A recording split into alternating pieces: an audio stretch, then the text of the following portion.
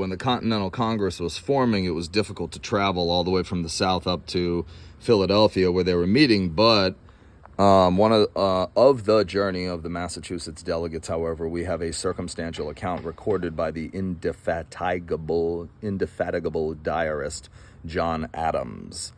And he has a whole journal about how he went down from Boston through Connecticut to New York to New Jersey and to Philadelphia. The thing about John Adams is he made copies of all of his letters. So he knew that in the future, people are going to want to know what the heck is going on.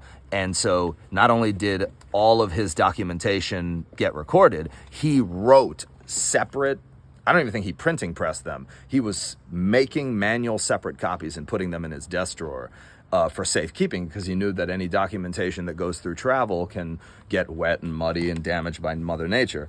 And so the other crazy thing about him is when the Boston Massacre happened, it wasn't a massacre, that was propaganda by the colonists. So even though he was on the Patriot side, he was the defense attorney for the British, because he said who we are becoming is we want to be a country where, or we want to be, a territory where people get a fair trial.